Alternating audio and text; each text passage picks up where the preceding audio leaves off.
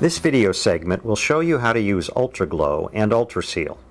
For more information and expert tips, be sure to look at the TAP Plastics website. We also recommend this book for projects and ideas that go well beyond what this video covers. We will demonstrate on this small piece.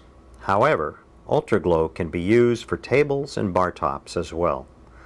The same application principles will apply.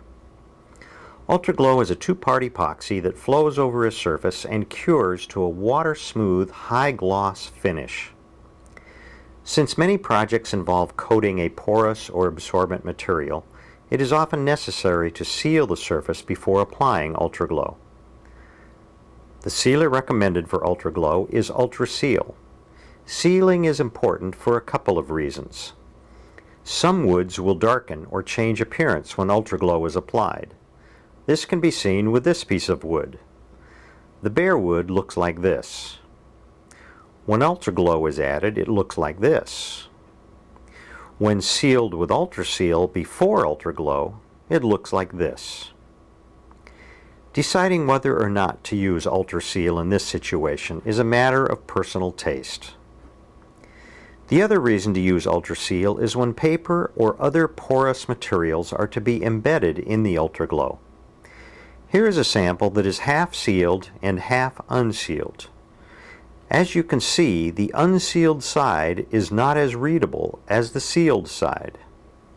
Here is how to use UltraSeal. A piece of paper such as this must be firmly attached to the surface before UltraGlo can be applied. UltraSeal is used for this too.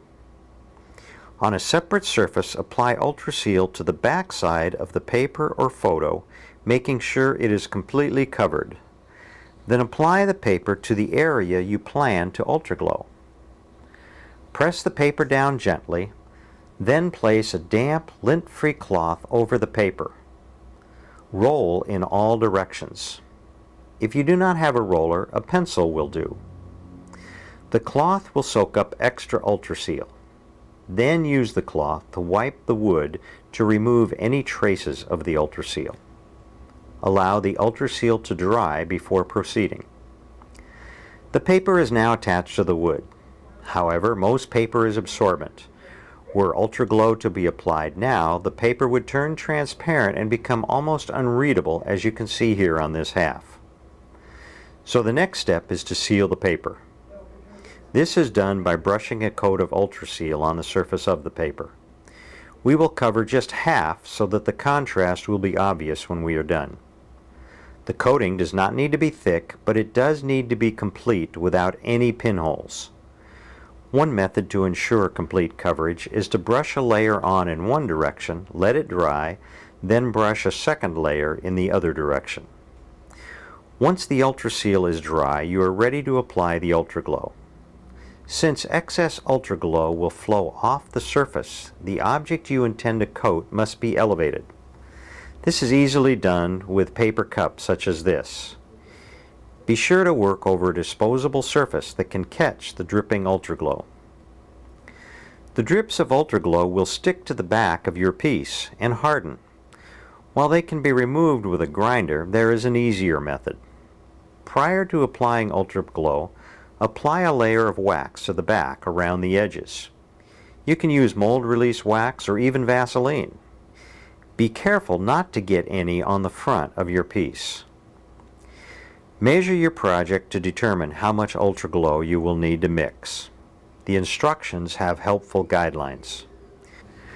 For accuracy, measure equal amounts of sides A and B into two separate cups.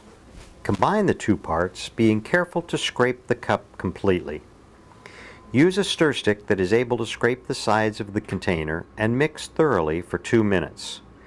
Do not worry about introducing bubbles. Failure to follow this step carefully is the most common reason for unsatisfactory results. Also, do not use wax-coated cups. The wax will be scraped off and show up as white specks in the UltraGlo of the finished project. Now, pour the UltraGlo on the piece in a circular motion. The resin will flow together into an even coat.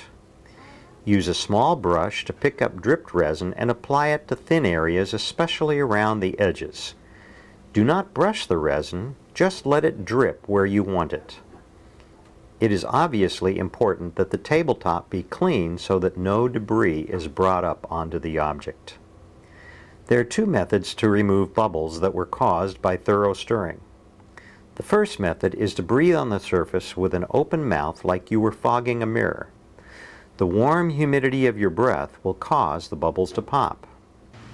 For larger projects, you can use a propane torch. Quickly wave the torch about 6 inches over the surface. Keep the torch moving or the surface will be distorted. Do this once, wait 5 minutes for more bubbles to surface, and then do it again. Particularly persistent bubbles can be popped with a pin or a broken stir stick.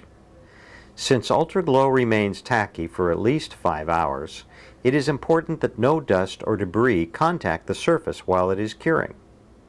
Here you see a couple of methods for protecting your work from dust.